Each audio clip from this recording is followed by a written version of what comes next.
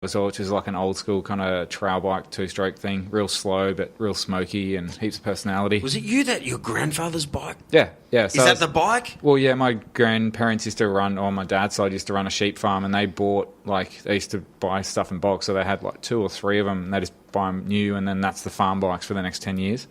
And they bought these things, and when my granddad passed away, my old man picked it up, and then he rode it around the farm, gave it to me, and that's what I learned how to ride pretty much on. Like, I learned on smaller bikes, but then that's when I was like riding that one a fair bit. And then Dad was like, I want to get rid of it. I want to get like a better farm bike. And he was just going to sell it. And I'm like, no, you don't.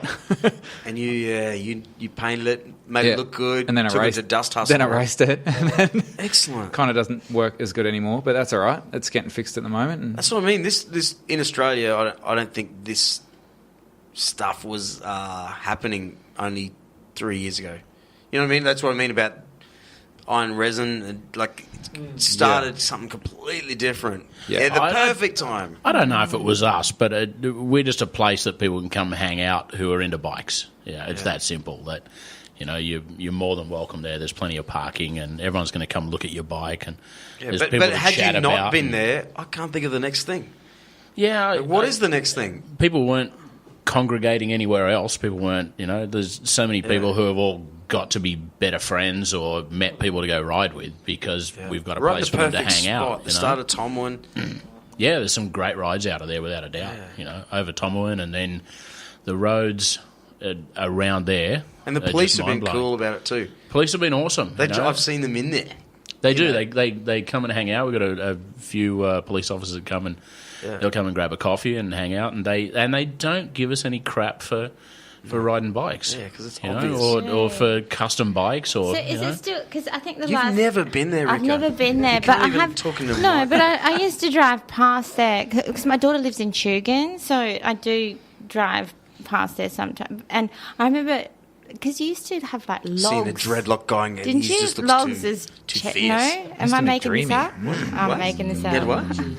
No, when you first opened, I think it was really like basic. The setup was so it still basic. is. You hear that, Bruce? It's a man cave. Yeah. It's a man cave, without a doubt. It's a man cave that there's no shortage of women and kids that like to come and hang out there. And I saw which is pretty some cool dogs Scott too. Fitzgerald, Top Dog, building a bit of a pergola or some sort of thing. In Nitro Circus rider. Yeah, I remember him. Yeah, digging some holes. Yeah, you were there. Yeah. He's been at the shop all week building a nice pergola out the side. Pergola. You done any brickwork there, Scotty? No, not yet. I'm still waiting for the call up, mate. Still, I'm hanging by my phone, waiting. Got his number saved and everything, but no. Mate, if you start dealing in pallets, pallet player. I am the pallet master. Pallet master. He's done well with a shop fit out, him and Top Dog, I must admit. Like with the shocks, holding the support for the shelves. Or me. Definitely got an eye for it, mate. Yeah, I couldn't do that. Big time. No, not with that attitude, you couldn't. It's really not that hard. Yeah, no. I was actually looking at your new... you got pallets right by the coffee machine on the outside there where you've got like a whole bunch of bench seating there.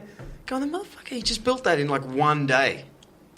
One day. Repurposed. I can take you to my house, and I've been there for 10 years, and he's knocked it out of like 2 bits of pallets. And They were shelves over in the other side of the shop, which I took off and put a rack up and then used those for tables outside. It's all about repurposing. Recycling. Bruce. Please keep blowing smoke up my arse. It'll be awesome. Please keep blowing. Blow. Yeah. When are you going around the world again? What's your next show? What are you doing? Next week, Tuesday night, I fly to Abu Dhabi and doing a Nitro Circus show at, I believe it's at the F1 track there this year down on Yaz Island, which will be good. Wow. Been to Yaz Island before, but I haven't been to the F1 track, and so I believe the show's there. So I'll be there for the weekend. Come home for a week, fly to South Africa, and doing 3 shows in South Africa, Cape Town, Durban, and Johannesburg. The best thing about that is my business partner Luke, his wife Tam, is from South Africa.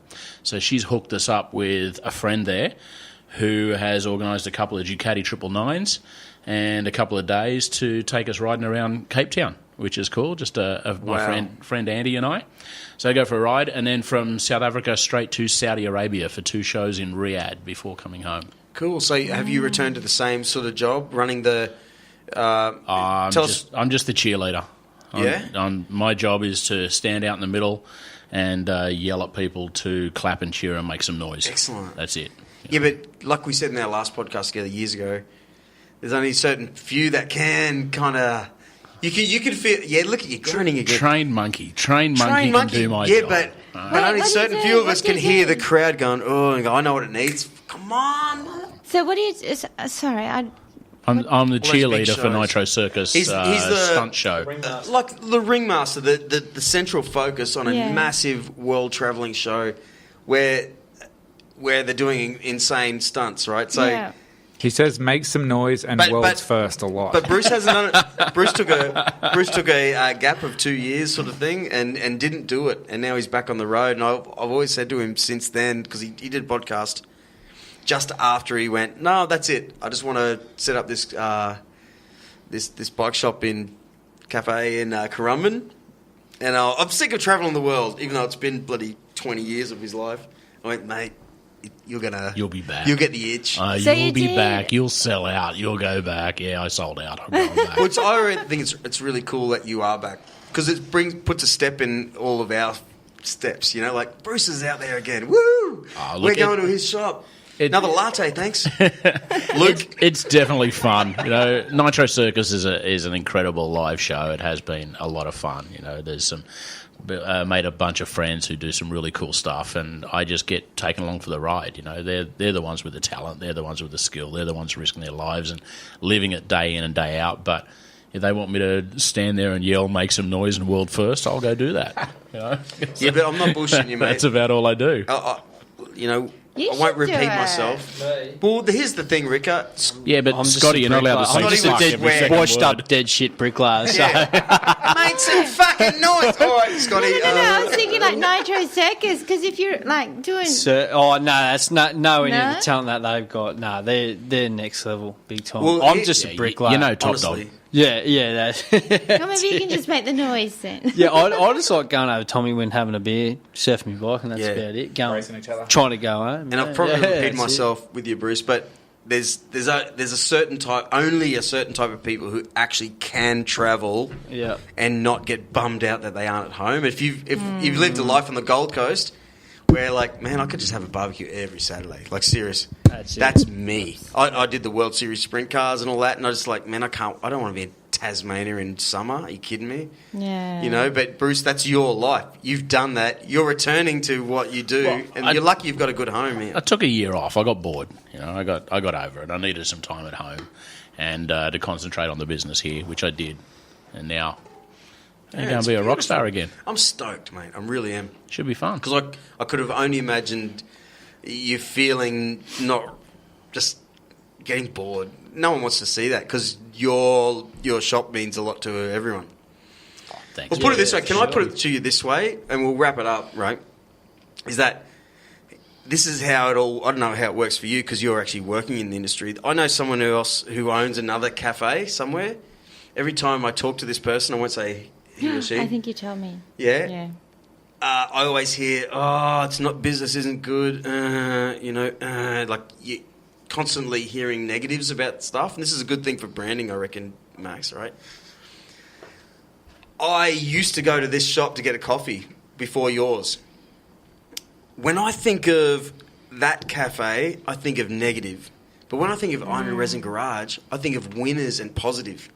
And when you go in there, am I right, boys? Yeah. Like, that's... Yeah. When you go in there all the time, something new is happening, something's going on. Oh, shit, Bruce is around the world again. Oh, my God, the Nitro boys have dropped in. There's Travis, it's winners, and that's what we want to be around. Well, it's not me. It's everyone involved in there. I was saying to everyone Sunday afternoon after the Distinguished Gentleman's Ride, there's 450 bikes turn up. The place was mayhem for a couple of hours, but everyone who works for us had a smile on their face and was having a great time and mucking around with everyone and giving people shit, straight away. You can be your first time in there and you'll be treated as if you come in every day like Max does, or like so many people do. I'm lucky enough to have a bunch of friends who do really cool stuff, around the world, be in the public eye, etc., and they've always been supportive and dropped in. The other night, the Supercross up at Jimboomba, Scotty Bannon's deal. round one of the SX tour this year. The first round of the main event, the SX1, out of the 7 riders in that heat, 5 of them I'm lucky enough to call consistent customers at Iron and Resin Garage. Excellent. So that kind of thing, that's good for our rep. That's good for people who are into motorbikes. Love coming in and seeing, Max. Max will tell you that he'll be the first person to tell you he's not any kind of celebrity, but the brand he's built, people are stoked to come in and see him there. Because we're all part of a community, and that's what we ride motorcycles. Motorcycles do this dumb thing where you're riding down the road, you see another motorbike, you nod. You nod, you wave. They do, put the finger don't up. they? Yeah. I've never understood it. I think it's the dumbest thing I've ever seen. But since I've opened this shop, I do it to every single bike rider I see because I don't want to be that stuck-up snob wanker who doesn't do it. And so, it's a community. Like, we all love bikes. No one judges you for the kind of bike you ride. Scotty's got a girl's bike, but we're good with it, It's okay. At least he's riding. I love my girl's bike. I love your girl's bike too. It's a nice bike. It's very nice. It's No, very but do you nice. think that'll because I don't know. Sorry, how old are you? Am I Old. Do you remember? Old enough to know better. Yeah. Why are you blushing now? No, but do you remember ages ago when the population of Australia was even less than it is now, and you used to I don't know, toot every time. Well, my dad used do to. the fingers. Toot every time. Out in the country, how is it? Yeah. The hand on the wheel and up goes the finger. Yeah. But also in the you're right, city, because this is how rare it was to have someone drive the same car as you. Yeah. They toot if you had the same car. So it's but now I drive an X-Trail, right? It's I think Jeep drivers X-Trails still do that. everywhere. Yeah, it's a Jeep. Maybe that's what they do in India. Jeep drivers are weird. Raps. Jeep drivers are wankers. Oh, I like Jeeps. Jeep Wranglers. Yeah. I love don't Jeep know. Wranglers. They break down. You bit. bought a Jeep? Yeah. I want a Toyota. I want a Willy Jeep. Yeah, there you go. yeah. Yeah. Classic. That's it. That's the one. Feeling good? Yeah, Feeling good? Can I tell you? Feeling good? Yeah. Rika? Yes, I'm going to nod at all the bikers that I see from now on. Good on you, boys. I love yous. Cheers, Hey, mate. Thanks, thank mate. you so Yeah. much. This podcast is brought to you by Koala. Hey, Rika. Koala Karma, the chill out drink. Sit back, relax. And ready? Give us your favourites. Toot. What's yours? Toot. It isn't. Bruce, what's your voice? Yes! Make some noise. And mine's always brum brum. Can you say it in Japanese, but? That is in Japanese. Oh. All right, champions. Over and out. Thanks, Scotty. Thanks, Max. mate. Thanks, Bruce. Cheers, buddy. See you around. Thank you.